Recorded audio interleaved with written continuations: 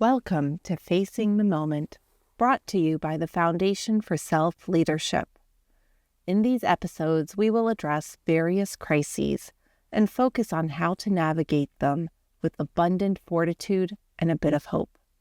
As we discuss relevant observations together, we will identify meaningful actions that will generate valuable insights. You can download all episodes on Apple Music, Spotify, and YouTube.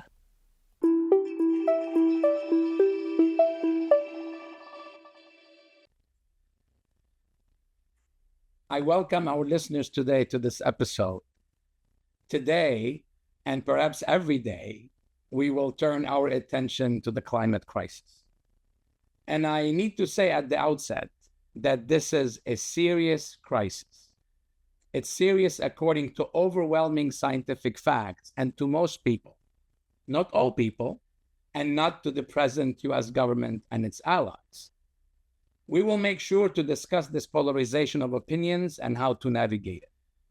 More importantly, perhaps, in the midst of weather events that keep getting more severe, we will focus on exploring what today's climate really means, how it affects us emotionally, physically, and socially as individuals, families, and communities. We will examine what can be done to address it or even mitigate it, and what we can reasonably do about it, no matter how modest our individual or collective actions can be. And if we believe in the multiplier and cumulative effect, every individual contribution counts. To help me set the stage and share insights with our listeners, I'm privileged to be joined today by Natalie Thomas, PhD. Natalie, welcome. Well, thank you so much for having me. It's our pleasure. Natalie is a professor of philosophy at the University of Guelph in Ontario with a background in environmental ethics. She is a psychotherapist whose private practice is focused on trauma and climate-aware therapy. Natalie is trained in numerous modalities, including IFS therapy, and has contributed to IFS trainings multiple times as a program assistant. You've been very busy, Natalie. Natalie Thomas has organized and hosted many climate cafés, is an active member of the Climate Psychology Alliance, and serves on its executive committee. Natalie authored articles in the Foundation's magazine, Parts and Self, and held an earlier conversation, a very engaging one, with our editor. She loves the outdoors and has incorporated elements of nature into her work. I'm very pleased to have you join me, Natalie. What else would you like to add about you that might be relevant to this conversation today?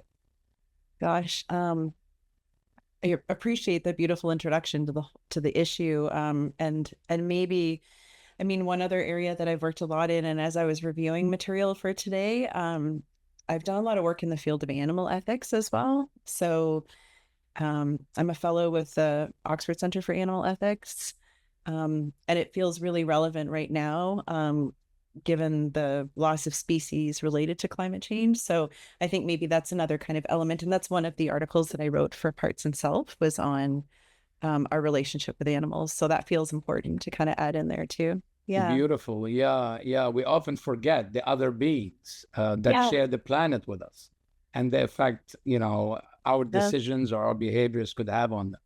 So for starters, Natalie, how would you describe in your own words the climate crisis, which is how I prefer to refer to it instead of climate change? How serious is it and why? Yeah, it's always, sometimes it's actually difficult to even talk about when you know the science, right? Or you're familiar with the science because it can feel quite overwhelming. I think maybe what people might be vaguely aware of, so maybe I'll go vague and then specific, vaguely aware of people talking about things like 1.5 degrees or 2 degrees warming and things like that. And so on the one hand, we're talking about the overall global warming, right, of the global atmosphere. And when we talk about the warming, we're talking about the difference between pre-industrial global temperatures and post, right? So what we've seen increasing since the Industrial Revolution is what we refer to when we're talking about the 1.5 or 2 degree warming. And that's degrees Celsius, Natalie, Degrees right? Celsius. Yeah, that's right. So that's like the overall global atmospheric temperature. And then there's lots of other measurements that look at regions. They look at oceans and seas, right? And so there's lots of different types of measurements they're looking at. Of course, the overall trend, why it was called global warming for so long, was that the overall global temperature is increasing.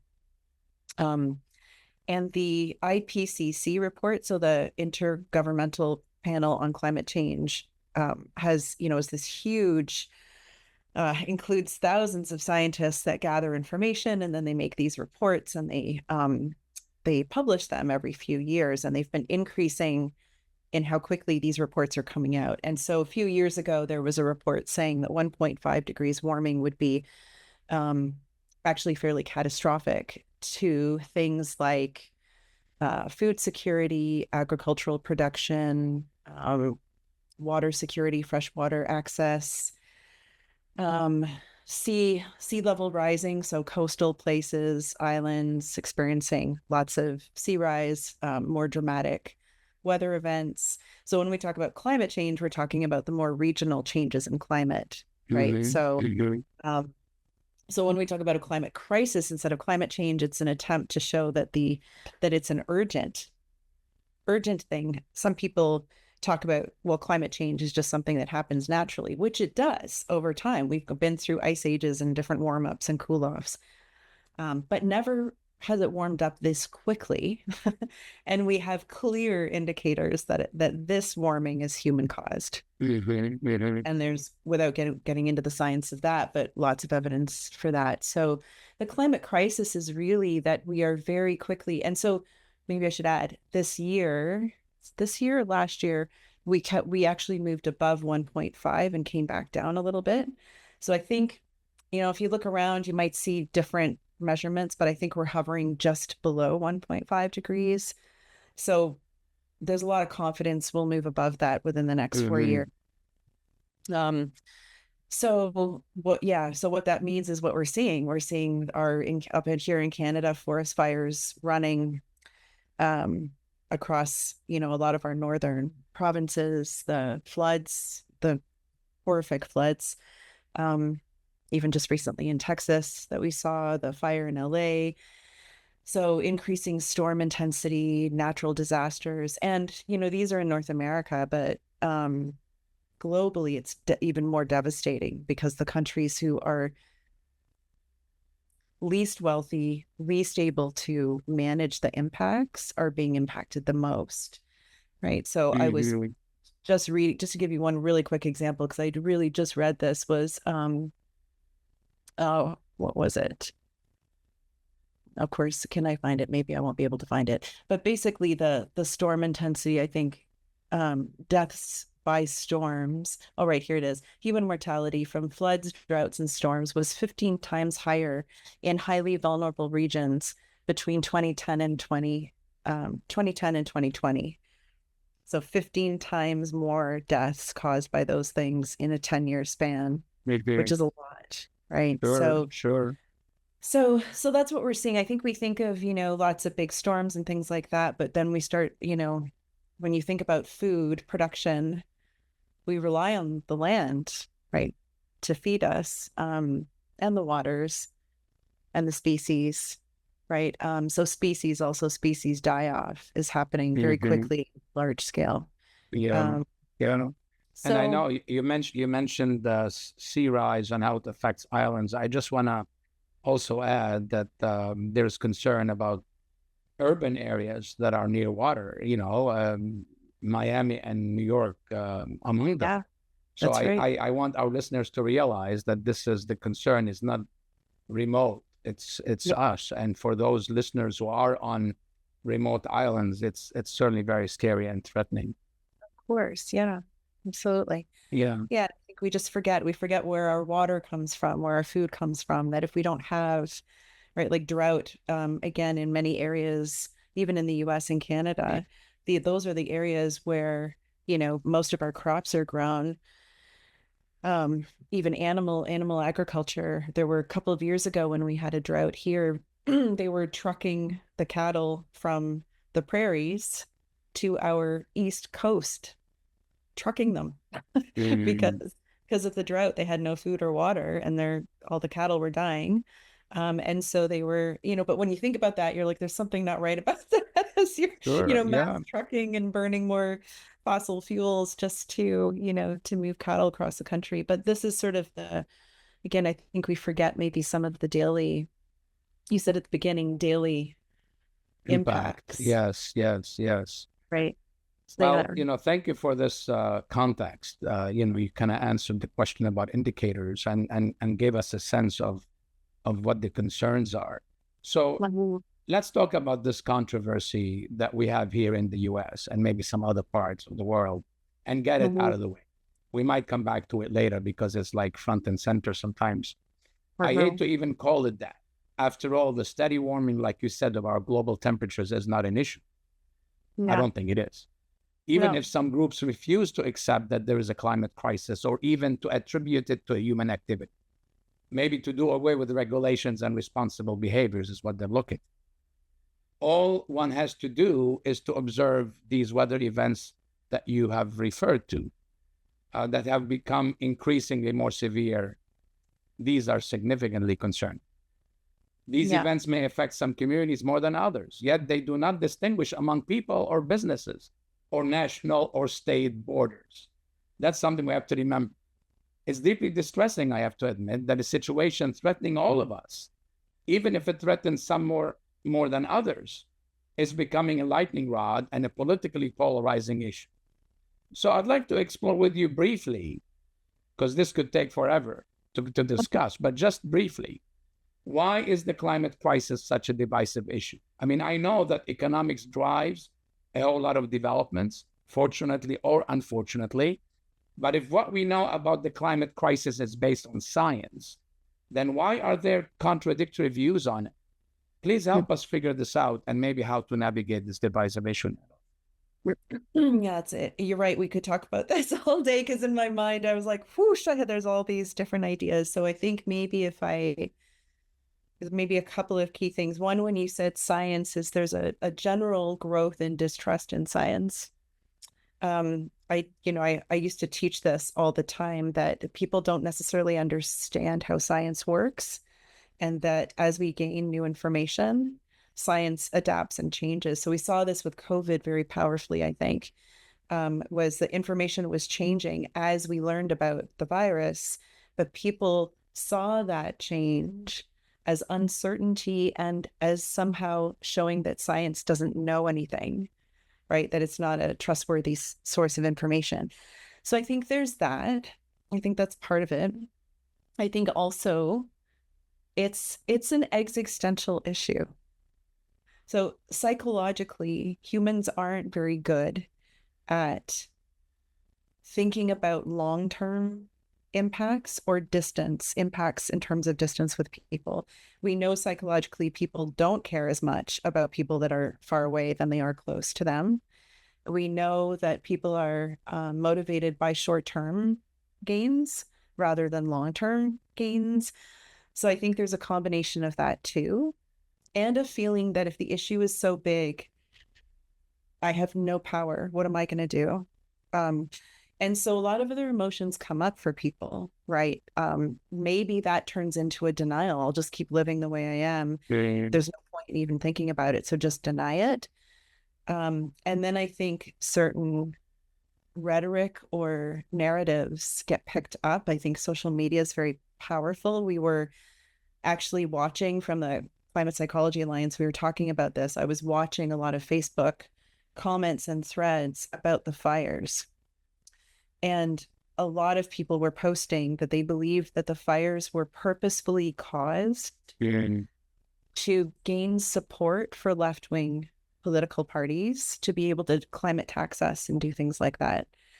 And I was like, wow. So distrust in science, distrust in the opposing political party, right? And their motivations and things like that. So I think I think maybe since COVID, what we saw was a couple of things related to climate. One was a drop off of interest in climate because politics came to become quite central. So I think that's part of it too. So the issue is just so big. People respond in different ways. They either fall into despair and dread, right, is one possible response, and anxiety and fear, helplessness, hopelessness, or denial, complete denial, or anger, which we often see related to fear, right? When we are frightened, we get angry.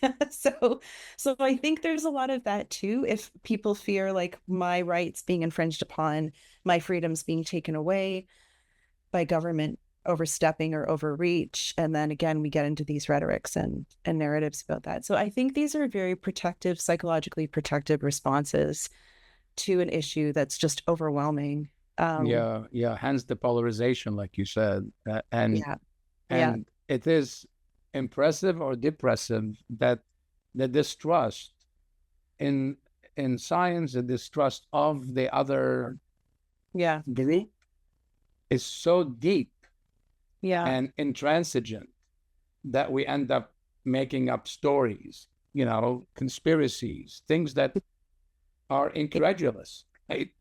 Yeah. But so, yes, there are concerns that you shared on both sides, right? Mm. Um, I'm curious if there are similarities that are hidden beneath this divisive language or the Yeah. framing or how different media portray the issue that mislead us. Yeah.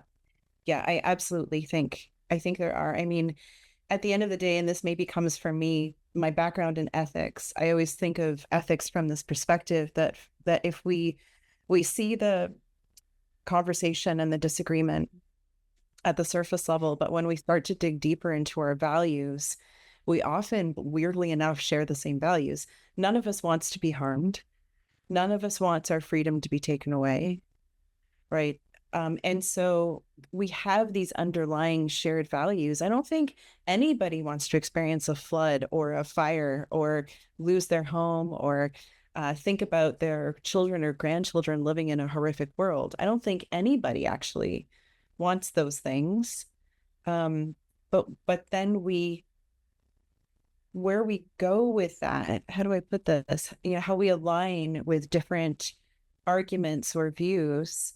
I think of maybe I can use COVID always makes me feel like the vaccine example is easier to sort of teach from. And I often use this. If you're pro-vaccine, right, your main concern is health. If you're anti-vaccine, your main concern is health. You think the vaccine harms you, you think the vaccine actually helps you. Either way, your common concern is in being healthy. So even that, I always think is a good example. And I think that's maybe similar to sort of, climate or other issues. Nobody wants to be duped. Nobody wants to feel like they're being taken advantage of or unfairly taxed or et cetera, et cetera. So I think there are those commonalities, and I think sometimes speaking to those with people, it's not that you're trying to disarm them, it's that you're trying, when I think even psychologically, again, if we feel under threat, it goes in perception, brain, starts trickling down into our emotional brain, into our nervous system, and then we can't think. We're Right. just panicked and angry and heightened and all And of those things. irrational. Yep. And Yep. rational. Yeah. Our prefrontal cortex is like, nope, we're not going to think right now. And so it's really difficult to engage in that state, for one thing. That's why people on Facebook are all angry and they're just engaging with this, like, fight or flight. Yep. Yep. Yep. Yep. When we engage, I tend to think more like in person, in communities with people, if possible. There's more space to be able to sit with someone and to be able to change the regulation in the person groups. So I think that might be something where, if we bring this kind of dynamic or this into other spaces, I think online is one of the worst, maybe spaces for this, because we're so easy to, and we're dealing with bots and all kinds of things that are just trying to inflame the conversation. So I think that's an important thing to remember too. But I think we have a lot in common. I think humans often have shared values, but those Mhm. get lost in what comes forward. Right. Yeah, yeah. Thank you for that. That's a very, very important piece to remember. That Mhm. we might be sharing the exact same values and approaching it from that vantage point, but kind of diverging very Yeah. much on where we end up standing and what we end up fighting for. Yeah. So, but before we go in and talk about the effects on individuals and families, which is an important aspect of this and how we can address those, I just want to maybe look for a glimmer of possibility, right? A little bit of positive news, I'm because I here. know there's a whole lot going on here in North America and other places around the world, whether it's national policies or investments in new economies. Uh, Mhm. the current situation in the U.S. notwithstanding, but that is not going to stop the creative research that's going on and the investment from thoughtful people and perhaps change of behaviors and habits to slow down global warming, to adapt, to adjust, to prevent the situation from getting worse. I'm curious if you might share 2 or 3 main takeaways that would I'm give people added hope that there is some movement in the right direction. yeah. Yeah, there is. We forget about this. And I think we had the Climate Psychology Alliance. We had her name's Catherine Hayhoe, and she wrote a book about this. She's a climate scientist, but she gave a talk for us, and it's available through their site. Actually, you can watch the playback of it. And she talked about how what she has chosen to do in terms of communication is always share the hopeful information first, what has been achieved and accomplished, and then look at something else that we need to also, look at and to balance the back and forth, which is hard to see. Mm-hmm. So I think, I mean, there's at different levels, I guess, there are different positives that don't get seen. I think where I see a lot of hope often is actually in the smaller and the community focused initiatives, where communities, in fact, we know that climate action is more effective when it's at the community level. So when people start to see people coming together, so I think of even, here in Guelph, when people start building community gardens and looking at species protection and starting in the community and building connections with each other and these networks getting together, and then it increases and increases, if that makes sense. So I think the connection, I see this even at larger levels where these organizations, the Climate Psychology Alliance is sort of mostly American based. Now we're trying to connect with as Canadians, and then now building connections into Mexico. So we've created kind of mind-blowing mental health support in various ways for people all over North America that are experiencing, for example, like the impacts of the LA fires and floods and the fires here. Um, so connection always to me is the key thing. And we've seen lots of people starting to connect at those different levels, community all the way up to national and then even international. It's the increase in building of these networks. Mm-hmm. Um, Mm-hmm. so to me, that's going to keep going no matter what. It's just Yeah, gonna, yeah. like regardless of what happens, that's going to increase. Um, and then I think even in science and tech and green technology, we have so much opportunity. And I think that's growing in certain sectors. So we see people are starting to realize that, if there are economic benefits, then great, right? Then they will start shifting. So I think that's growing as well. A lot of the energy, at the same time, I know I hear, I just heard yesterday about pipeline plans in our, in the prairies. And I'm like, oh, but then it's like there are other communities that are building more like, wind farms and solar energy and like trying to do all these things, or cities trying to reduce the impact, like to try to reduce smog. Toronto has, for example, I didn't even realize like It's one of the top cities for green roofs, right? Which are Mhm. growing garden roofs. And it's like one of the top cities in North America. And it cuts down on the smog, and reduces costs of cooling in the Mhm. summer and conditioning. So these things are always the glimmers to me that are like, oh, like it's so cool. We can do cool things, right? We're brilliant. Yeah, and we want cool things, We pardon want the pun cool. here.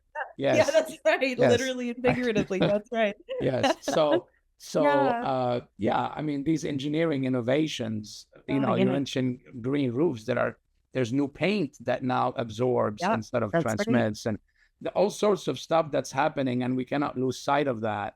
Yeah. What these things seem to do, though, they slow down the pace of the crisis rather than slow down the crisis. But that's That's okay. We accept whatever we can get these. yes. Yes. Yeah, Yeah. yeah.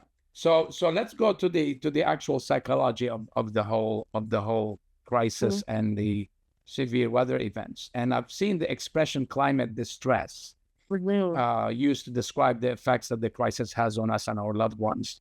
What do activists and psychotherapists mean by climate distress? Yeah, it seemed like a better catch-all to say distress because there are so many different emotions now that people are experiencing in relation to the climate crisis. And um, there is that sort of there's a climate emotions wheel that came out, just like the feelings wheel that we often use in psychotherapy, that sort of identifies some of the key sorts of emotions. But generally speaking, people identify having a lot of anxiety and fear around the climate crisis, sadness and grief, frustration and anger. So they're sort of this wide array of emotions that are distressing, that leave people sometimes depression, despair that I mentioned. So, on the one hand,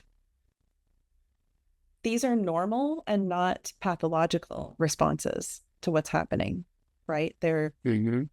I think when we have an existential crisis like this, it's a natural response to feel dread and to feel that kind of, oh my gosh, right, anxiety and fear and all those things. On the other hand, for some people, it can deepen maybe into, more um, concerning, like mental health challenges. And sometimes that can be because of pre-existing mental health challenges that are deepened or worsened. Um, so there's that. It also, um,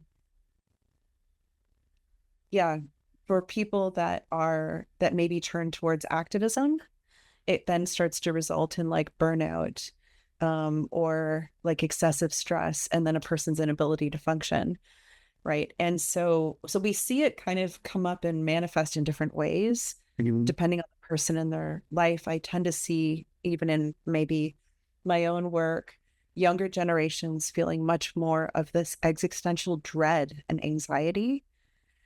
Whereas in older generations, I sometimes see a little bit more of like the sadness and frustration and anger that some people have spent their whole lives fighting for nature and fighting these causes, and they feel like maybe they failed or the generation failed.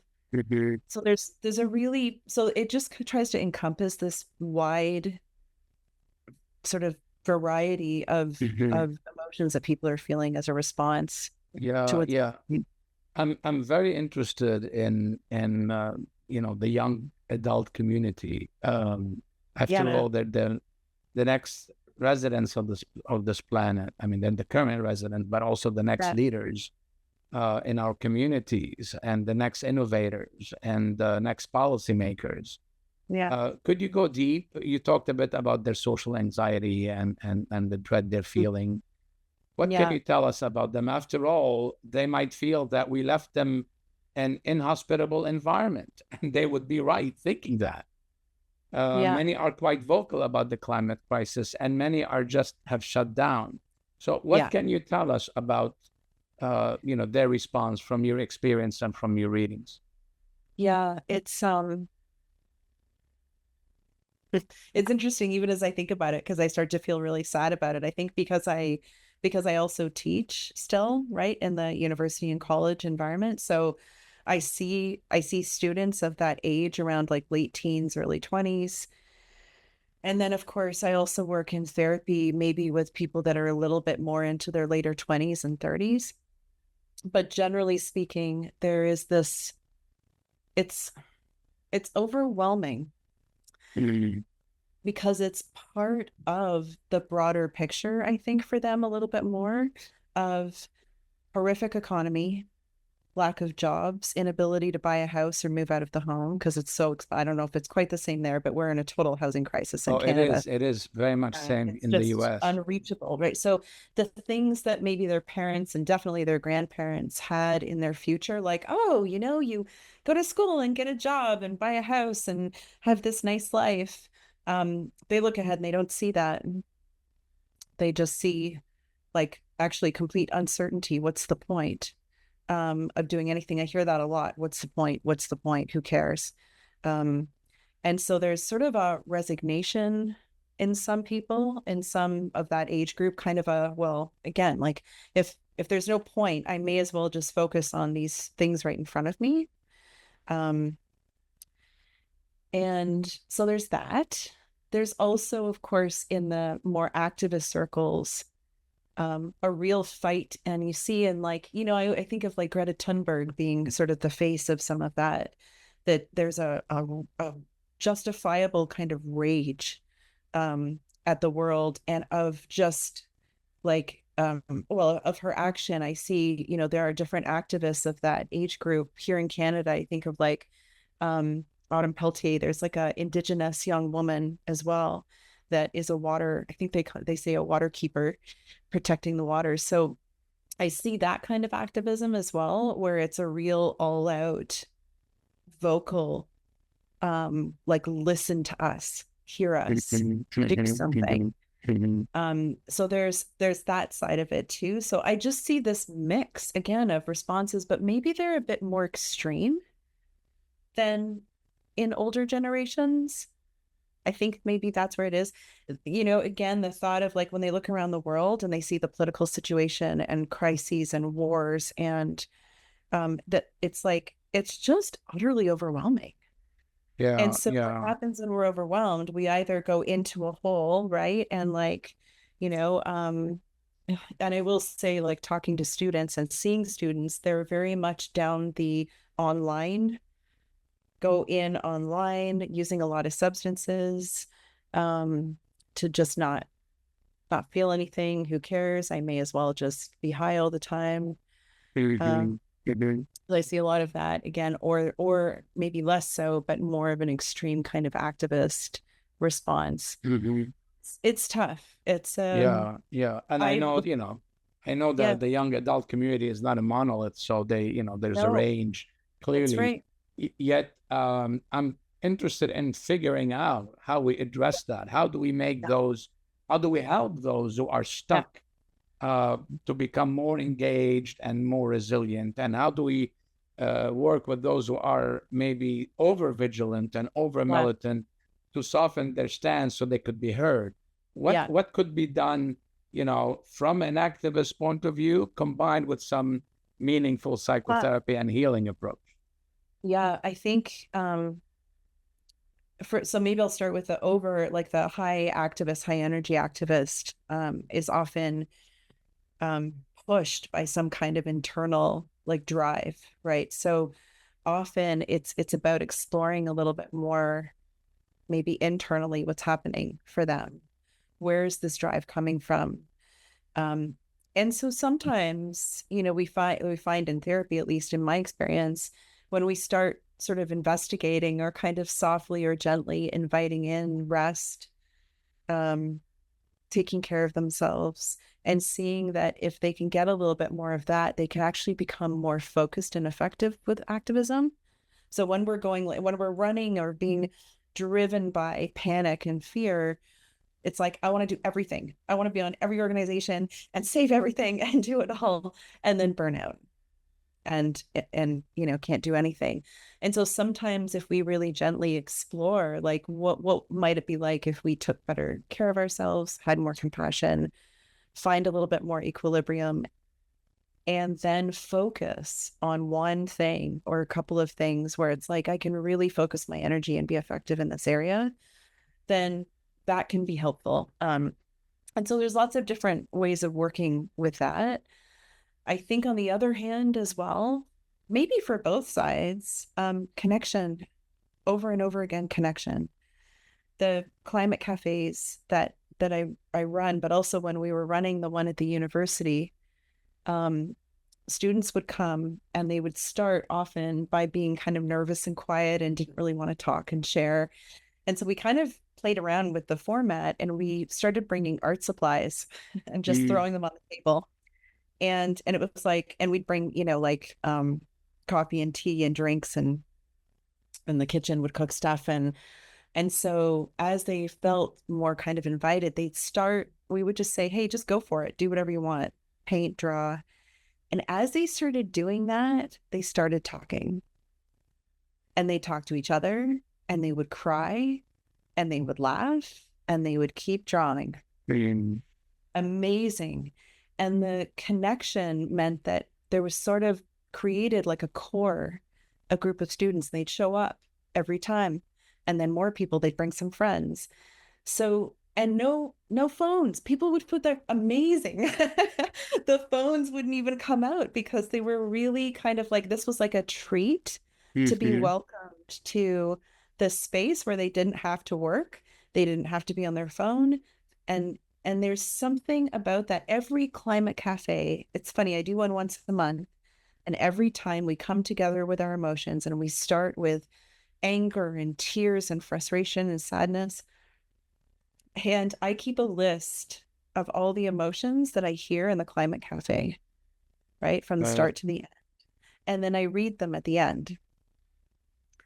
And they always shift. It's amazing. From sadness, anger, rage. By the end, I see relief, hope, community, calm, all of these different words that come up at the end. And there's nothing special that like there's a little very loose format to a climate cafe, but the invitation is tell us how you're feeling. Yeah. That's it. So I think I really, really, the more I think about resiliency, and I've been really going down that rabbit hole a lot lately and thinking about resiliency, it's that holding both. It's like, can we have these moments of joy and beauty and calm together, connecting, and feel our grief and anger and sadness? Yeah. Well, the foundation is very committed to working with other organizations and individuals to foster an environment for greater resilience in the face of adversity. Yeah. And this is one of our driving intentions, really, as a foundation. Yeah. And to us, resilience is not about pushing these quote unquote negative feelings away, because as you do, we don't believe that negative feelings exist. We both kind of follow that same paradigm. Feelings are there for a reason. And resiliency is this ability, exactly like you said, to hold both and to have the inner confidence that we can navigate all that we have what it takes to deal with it. That hope is around the corner, that things can get better. They might not get better, but they can get better. And if they don't, I know how to address that. That's right. So I embrace sadness, but I also embrace my ability to transcend it, to transform it. Yeah. And I think that's what you're saying with the connection that the climate cafe is facilitating. Right. Yeah. And I think maybe I'll just add too, that a lot of people have a view that resiliency is pushing through stuff and being tough and being, hard, maybe like resilient. But resiliency doesn't ever actually mean that. It means being able to recover from a tough thing, right? But also to adapt. And I think that's where you're saying too, like if we build these connections and confidence, regardless of what happens, we're in this together and we can adapt.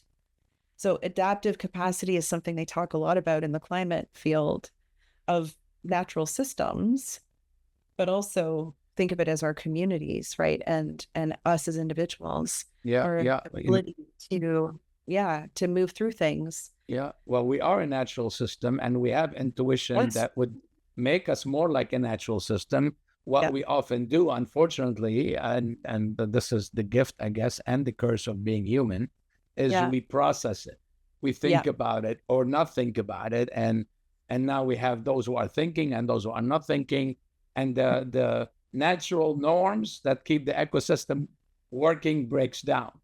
So, Yeah. we end up becoming an unnatural system. And we need to Right. go back to being a natural Right. system, Right. right? Yeah. Um, Yes. so I want us to go back out into the community now as we engage with others, right? Thank you for sharing your thoughts about how we might be able to navigate our individual concerns. But part of our challenge these days, as we set the context earlier, is that we're stuck. We're each stuck in our corners. There Yeah. may be more than two groups, but let's think of it for simplicity that there are two groups stuck in our corners with our rigid views and beliefs. And Mhm. sometimes it's not clear to us why we have these views and beliefs, like you tried Yeah. to illuminate earlier. So, how would you strike a conversation with a climate crisis denier? What would you do to be able to listen to that Yeah. person openly? And what would you say to start the conversation? Because I think we need to build these bridges so that Yeah. I'm not only working with people who feel like me, because the reality is my neighbor might not, my parent might not, my teacher might not. Yeah. So I'm always in contact with those folks who don't think like I do and might not have the exact same concerns. Yeah, like you said earlier, we might have the same values, but we're not aware of that. So just help us navigate these broken conversations around the Yeah. climate crisis. Of course, I'm laughing because as a philosopher, I'm like, not as a philosopher. That's like philosophers just like to argue incessantly about things. So I think what also comes into my mind is I need to be in the right place first Yeah. to engage in that conversation. And if I'm feeling really activated or annoyed or angry from the get-go, it's really not going to be a helpful conversation. So if I can approach it with, and I find what's most maybe in a kind way disarming to people is when they're approached with curiosity. I'm genuinely curious where your thinking is. Like, where does this come? I'm curious. Tell me more about that. What is it about the climate crisis that you don't believe to be true?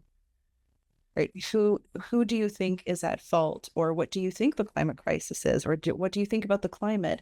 How might you explain what's happening with the floods and the fires? Well, genuine curiosity. Tell me more about that is an unusual response for a person to have, especially if they know, like if they know I'm a person that works in the climate arena, they're going to expect animosity. And so if I can bring myself or find that in me, that genuine curiosity, then I think that just goes miles to sort of open the door and be able to sit with whatever comes up. And it may not. And also kind of, I think maybe letting go of some of the expectation. I don't need them. Like if I go in and think, okay, my goal is I'm going to have them convinced by the end of the conversation to believe X, Y, and Z. Why do I have that need to do that? Where's that coming from in me that I have to convince them, which has really shifted for me. I've got to say that was probably my biggest shift internally in the last few years was it's actually okay. Like if I can have the conversation and I'm open and curious with no expectation, great. And if I have that conversation and the person still believes what they believe, that's okay. Because Yeah. I know I believe and I can still, right, do what I think is the right thing to do. So it's challenging because we are so polarized that I think many of us have bought into it on some level. Yeah. Yeah.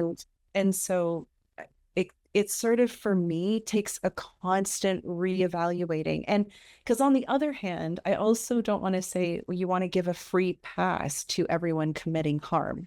You don't want to do that either. But I think there are ways to speak from a place of, I talk about with a lot of people, when you have anger can be a good source of seeing injustice. Like anger shows us what is unjust sometimes. Mm-hmm. It has a wonderful role in that way. But if we can speak not as the anger, but for that anger in a way where I can be calmer in how I express that. Right. So that again, it doesn't build that defensive response, but more like I notice how much this angers me to think of nature, let's say, I don't know, the park across from me being torn up for something. And then it might be able to have a conversation with someone about that better than if I'm just ferociously angry about that. Mm-hmm. So there's nothing wrong with the anger. But again, it's sort of me being able to find the right place for the anger, Right. so that I can speak for it rather than from it. So speaking to someone with an opposite view, I think if I can get to that place of curiosity about them and what they're feeling and what they're thinking, it will be a more productive thing. And they will have this is my therapist, definitely me as a therapist, but it's reparative. Mm-hmm. So think of all of the conflicts we have that are ruptures, as we call in therapy. It's a awful experience for anybody on either side to get into this angry, debate. Yep. Yeah. So I see it as this opportunity for some kind of reparative conversation where they're talking to someone who believes in climate change, who doesn't hate them. Yeah. Very well said. I want to just kind of summarize very briefly that, we have to be in a good place ourselves before we engage with someone who has completely opposite view and might be a little vigilant about it, so that I won't take things personally, so that I'm calm and composed and collected, so to speak. And the other thing is, I cannot take things personally. My job is not to convince them, and and I shouldn't feel that they're attacking me unless they are really attacking me. I should just say, okay, they have a different view. Let me be curious about it. That's a nice approach. I mean, we dedicated an earlier episode on anger and one on repairing dialogues, and the same ideas emerged. Like, we do not want to be judged as a person by someone, nor do we need to judge another person for how they came to be. It doesn't mean all behaviors are accepted or acceptable. It just, in that moment, we just need to remember what our role is. But help me. Let's think of a parent. In today's climate crisis, what can they do to help their children? Yeah, this is it's such a huge discussion, and I think parents are finding different ways. Some parents are just feeling very distraught.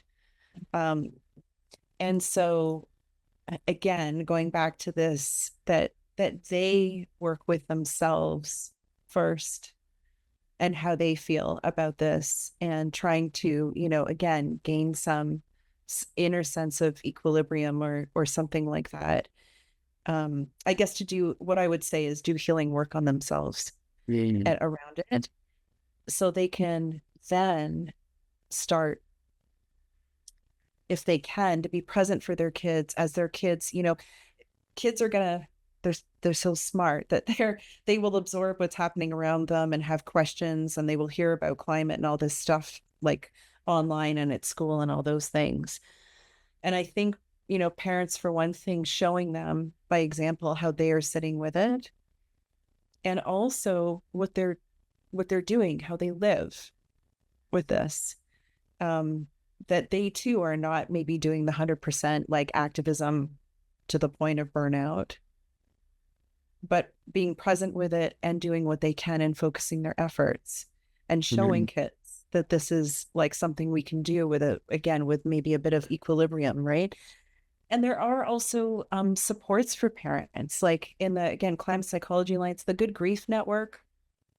As far as I remember, they run groups for parents, where parents can join and like be with other parents. So again, the connection with other parents that are like-minded, so they can support each other. They can talk about what does it feel like to be a parent during this time Man, of climate crisis. So important that they share sure. that with somebody.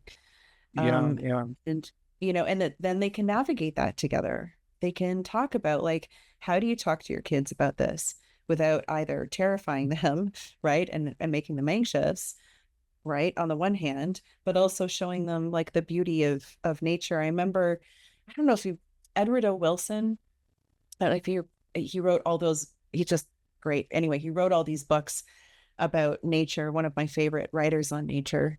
And he talked about, he just said, like, teach kids science really young. They will fall in love with the Meaning, earth, they'll fall in love with nature. And that always stayed with me, that like, are we doing that? Like, not enough. Yeah. human education, outdoor education. Um, and it does, it works when you get kids out and into nature and teach them about these beautiful creatures and plants and whatever, it'll create this. So Edward O. Wilson was the one that talked about biophilia, right? Our Yep. innate Yep. love of nature. And so how do you do that? He was like, you teach kids science, you teach them biology and ecology, and the more they get to experience that. So there's something around that with parents, right? Showing you can have this relationship with Hmm. nature, um, that I think could be healing, right, for both parents and the kids. So those are a Yeah. few thoughts. Yeah. Yeah. Thank you for that. And that would be very helpful for parents to do, and very maybe simple for parents to do, whether they live in the urban or rural settings. Yeah. Uh, and to me, they have to be realistic, and they have to make it clear to the kids they don't have the answer, and they shouldn't Yeah. give kids false hope, because Yeah. kids have a good, Yeah. good gauge of Yeah. what's real, what's not. Uh-huh. And nature has the answer in a way. And if you connect kids with nature, like you're saying, it might Yeah. facilitate, this personal Yes, it does. engagement. Yeah. Yeah. So how about in our organizations, our communities?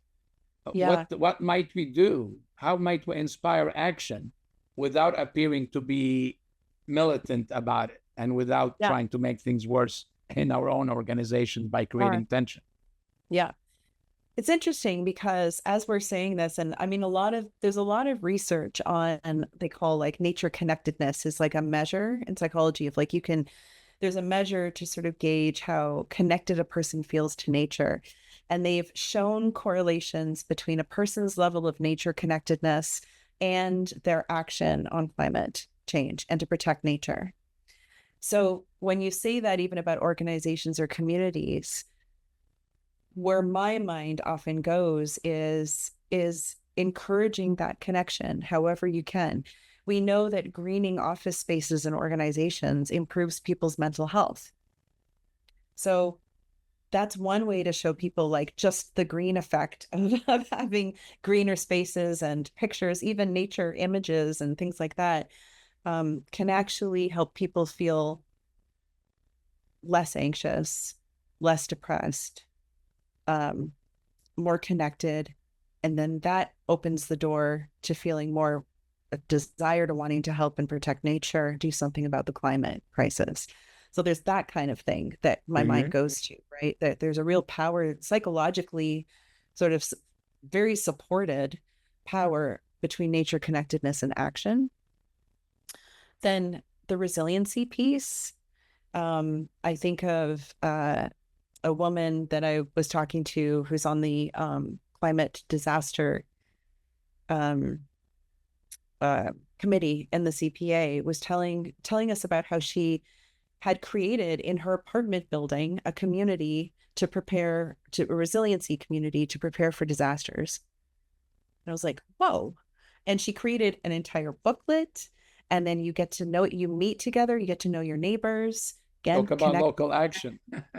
Yeah, connection. So even I would say in organizations, you can look at the organization and, I I also teach business ethics, and we talk about this, like how you can build that into your organization, looking at, can you reduce your CO2 emissions in your building, right? Make your building green, put a green roof. If you do some of those investments, they're also like showing your corporate social responsibility by doing these things, could potentially increase your own profits. So Mm-hmm. if that's one way to look at it, even Edward O. Wilson, I love him. He was like, hey, if you need to show people how this is economically viable for them to do it, do it.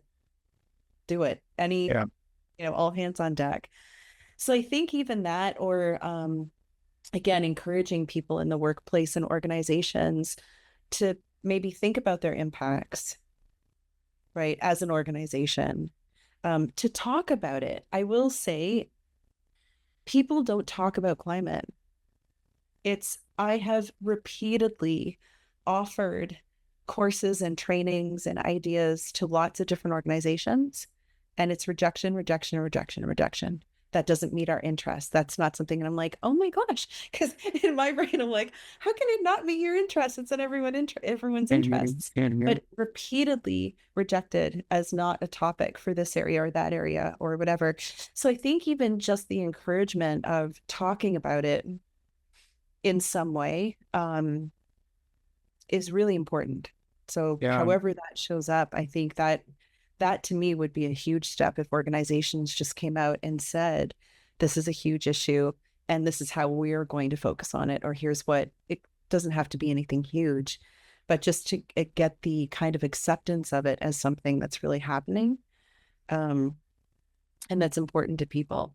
Most people do in polls and surveys talk about, a lot of citizens are concerned about it. It's Yeah. increasingly concerning as we're impacted by these, fires and floods and things like that.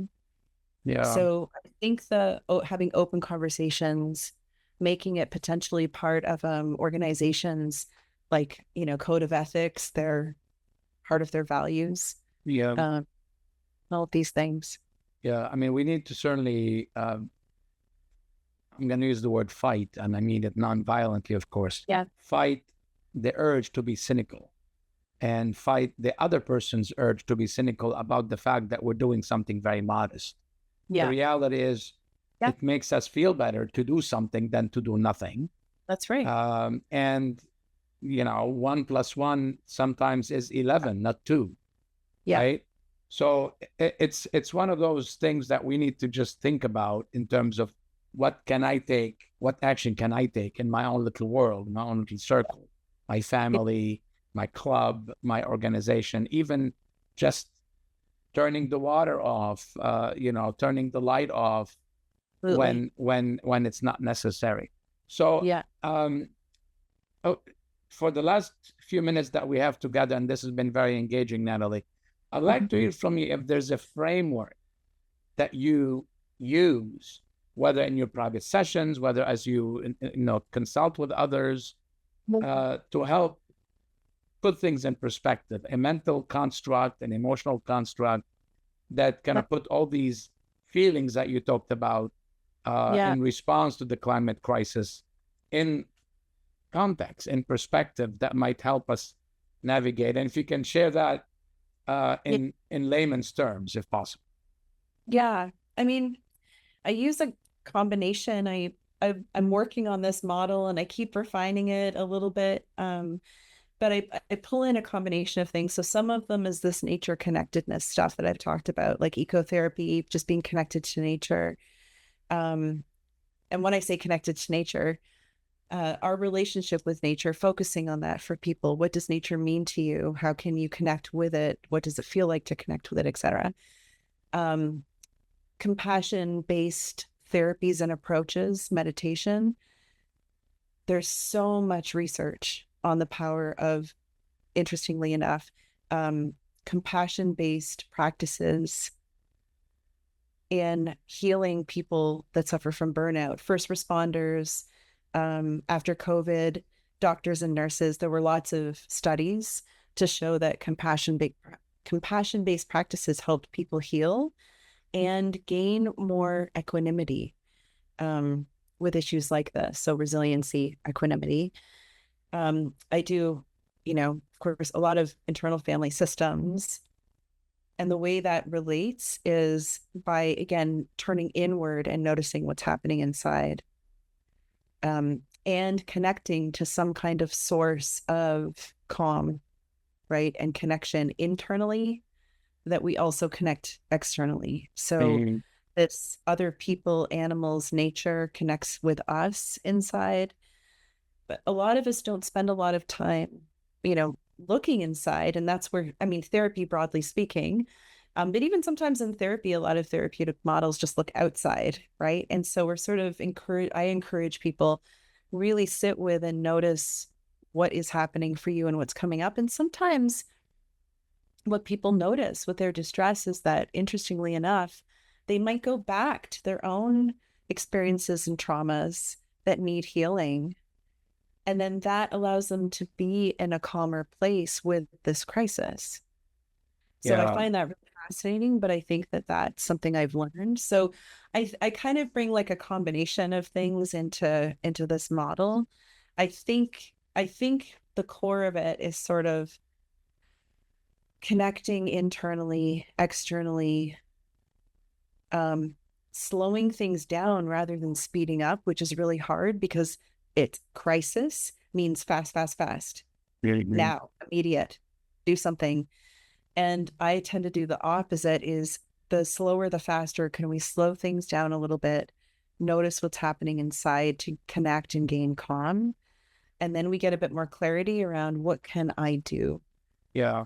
Right? What would be effective without causing more harm to myself, right? Or to other people.